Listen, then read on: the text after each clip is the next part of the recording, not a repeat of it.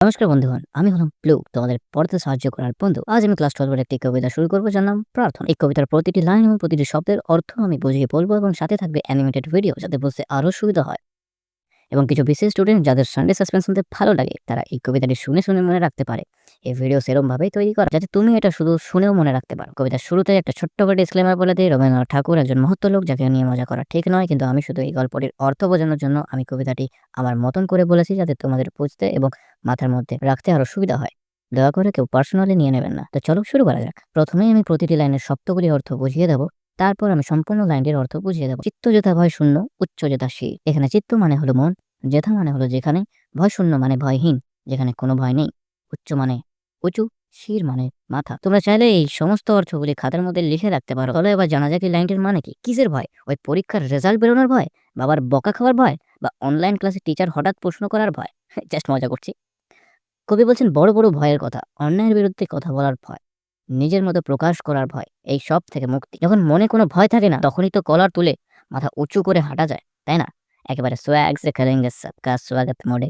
জ্ঞান যেথা মুক্ত, যেথা গৃহের প্রাচীর, আপন প্রাঙ্গণ তলে দিবস সর্বরি, বসুধরে রাখে নাই খণ্ড ক্ষুদ্র করি। এখানে জ্ঞান মানে হলো বিদ্যা বা শিক্ষা, মুক্ত মানে স্বাধীন খোলা যেখানে কোনো বাধা নেই, গৃহের প্রাচীর মানে ঘরের দেওয়াল, আপন প্রাঙ্গণ তলে মানে নিজের বাড়ির উঠোনের মধ্যে, দিবস সর্বরি মানে দিন রাত, বসুধরে মানে পৃথিবীকে, খণ্ড ক্ষুদ্র করি মানে ছোট ছোট টুকরো করে। এখানে কবি বলছেন জ্ঞান হবে একেবারে ফ্রি ওয়াইফাই এর মতো, কোনো পাসওয়ার্ড লাগবে না, সবাই ইচ্ছে মতো ডাউনলোড করতে পারবে। আর গৃহের প্রাচীর, আরে বাবা উনি বলতে চাইছেন আমাদের মনটা যেন ওই চার দেওয়ালের মতো বা নিজের ছোট্ট গলির মতো সংকীর্ণ না হয়। ওই যে কিছু লোক আছে না যারা নিজের পাড়া বা নিজের দলকেই গোটা দুনিয়া ভাবে, কবি বলছেন ওই সিন চলবে না, আমাদের মনটা গুগল ম্যাপসের মতো বিশাল, গোটা পৃথিবীকে জুম ইন করে দেখবো, কিন্তু আমার এলাকা তোমার এলাকা বলে পৃথিবীকে টুকরো টুকরো করবো না। No more mental border control. যেটা বাক্য হৃদয়ের উৎস মুখ হতে উচ্ছ্বসিয়া ওঠে। এখানে বাক্য মানে কথা, হৃদয়ের উৎসমুখ হতে মানে মনের গভীর থেকে, উচ্ছ্বসিয়া ওঠে মানে স্বতঃস্ফূর্ত ভাবে বেরিয়ে আসে। এখানে কবি বলছেন কথা বেরোবে একদম হার্ট থেকে, কোনো ফিল্টার ছাড়া। ওই হোয়াটসঅ্যাপে 10 বার টাইপ করে আবার ডিলিট করে এডিট করে মেসেজ পাঠানো বা মুখে এক আর মনে আরেক, এসব চলবে না। যা বলবে সলিড সত্যি কথা বলবে, একেবারে ঝর্ণার জলের মতো ফ্রেশ আর মিনারেল যুক্ত। যেথা নির্ধারিত স্রোতে কর্মধারাধায়, অজস্র সহস্রবিদ চরিতার্থতায়। নির্ধারিত স্রোতে মানে বাধাহীন প্রবাহে, কর্মধারা মানে কাজের স্রোত, ধায়া মানে ছুটে চলে, অজস্র সহস্রবিদ চরিতার্থতাই মানে অগণিত সাফল্যের দিকে বা পূর্ণতার দিকে। এখানে কবি কি বলছেন? কবি চাইছেন দেশের লোক কাজের ব্যাপারে হবে একেবারে সিরিজ খোর। যেমন আমরা একটার পর একটা ওয়েব সিরিজের এপিসোড দেখে ফেলি, এমনই দেশের লোকও যেন একটার পর একটা কাজ করে সাফল্যের দিকে দৌড়ায়। কোনো আলসেমি বা আজ থাক কাল করব সিন্ড্রোম চলবে। প্রগতি হবে ননস্টপ অ্যাকশন মুভির মতো। যেথা তুচ্ছ আচারের মরু বালু রাশি, বিচারের স্রোত পথ ফেলে নাই গ্রাসে। তুচ্ছ আচার মানে অর্থহীন পুরনো রীতিনীতি বা কুসংস্কার, মরু বালু রাশি মানে মরুভূমির বিশাল বালির স্তূপ, বিচারের স্রোতপথ মানে যুক্তি বুদ্ধি বা জ্ঞানের প্রবাহ, ফেলে নাই গ্রাসি মানে গ্রাস করে বা ঠেকে ফেলে। এখানে একটা হেভি সিন বোঝাচ্ছেন কবি। বাবু তোমার ব্রেন হলো একটা সুপারফাস্ট 5G ইন্টারনেট কানেকশন, যেটা হলো বিচারের স্রোতপথ।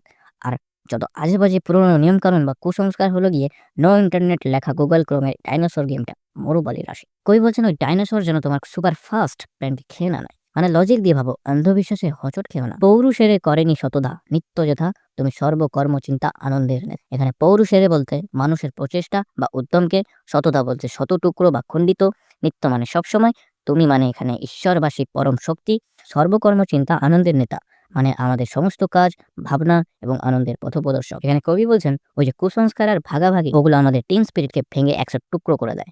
কবি চাইছেন ইউনাইটেড উই স্ট্যান্ড মোড। এই টিমের ক্যাপ্টেন কে হবেন? স্বয়ং ঈশ্বর।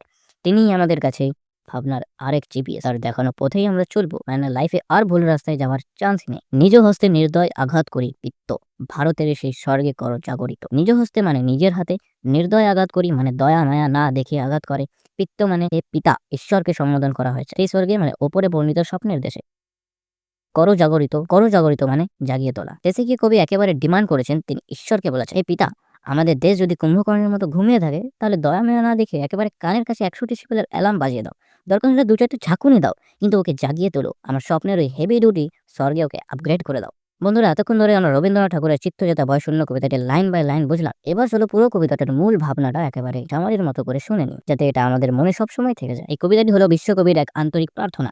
তিনি ঈশ্বরের কাছে এক স্বপ্নের ভারতবর্ষের ছবি তুলে ধরেছেন।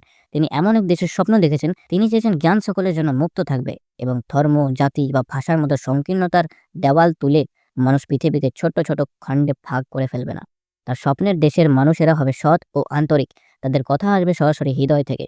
তারা হবে অক্লান্ত কর্মী, যাদের কাজের স্রোত সমস্ত বাধা পেরিয়ে সাফল্যের দিকে বয়ে চলবে।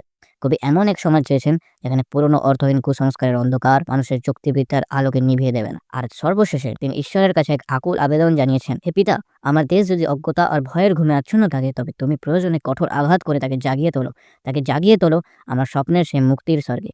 আসলে এই কবিতাটি শুধু একটা প্রার্থনা নয়, এটা হলো একটা আদর্শের মশাল, যা আমাদের দেখায় একটা উন্নত, মুক্ত এবং ঐক্যবদ্ধ দেশ কেমন হতে পারে। তো কি বুঝলে, রবীন্দ্রনাথ ঠাকুর শুধু সিরিয়াস গুরুগম্ভীর কবিই ছিলেন না, তার মনের মধ্যে একটা সুপার কুল স্বপ্নের ভারতবর্ষের ব্লু প্রিন্ট ছিল। কবিতাটা হলো সেই ব্লু প্রিন্ট। আশা করি এই মজাদার ব্যাখ্যায় কবিতাটা তোমাদের ব্রেনে একেবারে পার্মানেন্ট মার্কার দিয়ে লেখা হয়ে গেল। হ্যাঁ বন্ধুরা, চলে যাচ্ছ নাকি? একটু দাঁড়াও। সবশেষে একটা ছোট্ট অনুরোধ, যদি ভিডিওটি ভালো লাগে তাহলে লাইক করবেন, সাবস্ক্রাইব করবেন, কমেন্ট করবেন, শেয়ার করবেন, 100 টাকা পেটিএম করবেন।